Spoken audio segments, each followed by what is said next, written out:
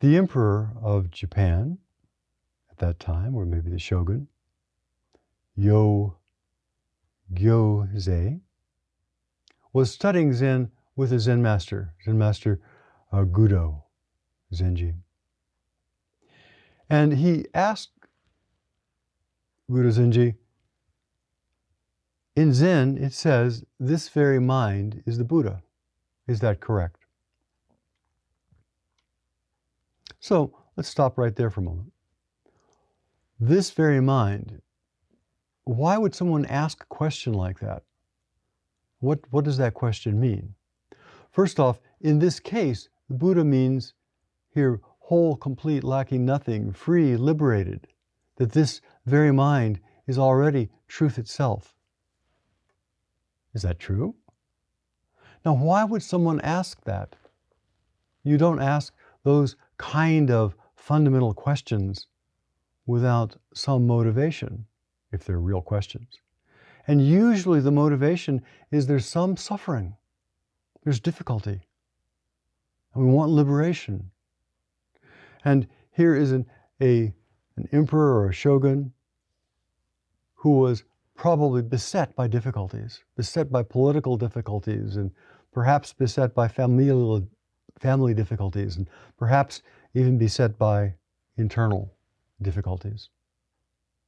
I doubt that you can have that kind of role without being surrounded by difficulties. So he's studying sincerely, taking the spiritual path with this Zen master, Gudo Zenji. Now, people take up the spiritual path not because, at least hopefully, not because it's just good for them, although it probably is, but people who seriously take up the spiritual path are looking for something, want an outcome, want to discover something, want to know for themselves a particular truth. Truth about God, a truth about the non-dual, a truth about the essence of heart, a truth about, there's lots of different kinds of truth. So here is this very top of the pyramid political figure, studying Zen with this Zen master, who must have been one of the preeminent people of that time for him to end up in that role, I suspect. And so the emperor asks, is it true that this mind that's asking the question is already free? Is it true that this mind of awareness right here is whole and complete, lacking nothing? Might be a way of phrasing that. One of the way in this particular thing, it says this very mind is the Buddha. Mind, this very awareness, this very consciousness is the Buddha, is liberated, is perfect. Is that true? Fundamental spiritual inquiry. Gudo Zenji said, well, look, if I say yes, then you'll think that you understand this without understanding it. But if I say no, I will be denying a truth that is at the root of spiritual practice.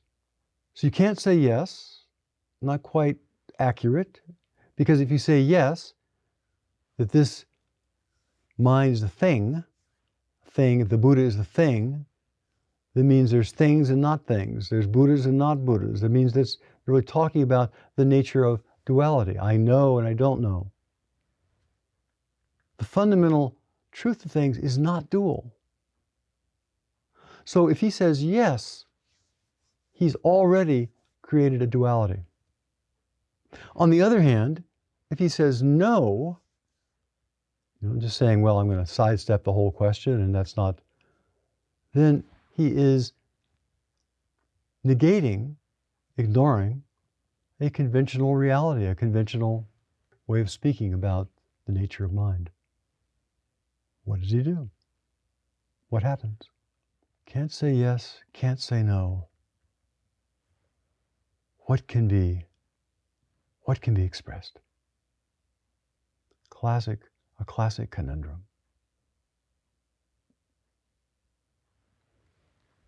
Now, the limits of language are at play here, because language discriminates. It discriminates this from that and up from down. It's dual by its very nature. So what is it that is not dual in this moment? What is it that is whole and complete in this moment? What is it? And you can't say it's a thing, because that bypasses non-things. That creates the duality with non-things. So in this moment, in the very aliveness of this moment, how do we answer that question? Excellent thing to ponder. And when we ponder something like that, we have to look at our own direct experience, not thoughts, not the thought of yes and no and in and out and up and down and light and dark, not thoughts, but what is more intimate than thoughts? You know, thinking, words, language is an evolutionary stage. You know, we were children for years before we actually have language. So what is it before we have language? What is it before? And that has to be very alive. So another day, the emperor, who obviously was a serious practitioner of Zen and a person of deep inquiry, asked Gudo Zenji, well, where does an enlightened person go when they die? Whew. Now, that's also a profound question. In this particular story, Gudo Zenji says, I don't know. And the emperor says, well, why don't you know? And Guido Zenji says, well, I haven't died yet. I think that that's bypassing the issue. That's kind of a nice verbal trick. Because if we want to know what happens when we die, we have to know what's alive right now. We can't investigate something that's not present. We have to investigate something that is present. So what is it that's alive right now is the first place to look. And we also know that this is the result of countless numbers of previous lives. All those earlier versions of ourselves, they all resulted in this. Where does this go? What happens to this? And if we look carefully at that which is alive, we see that it did not come into being and does not disappear. So, where can it go? And yet, it does go. And yet, it's always present. And yet, the earlier versions of ourselves, gone. Another question worth pondering, looking beyond language. So the emperor asked these questions, and he heard all the things that Gudo Zenji said, and he didn't know where to go. His mind was stymied. Can't say yes, can't say no, it's not this, it's not that, this is not right, that's not right. And so the emperor's mind was at a place of, perhaps place of tension. Can't go forward, can't go back, can't. And what happens? And Gudo Zenji hit the floor. And in that unexpected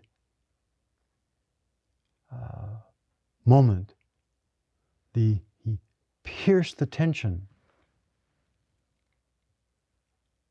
of the emperor's mind. Pierced through the yes and the no. Pierced through what's before that. And the emperor had a deep experience at that time.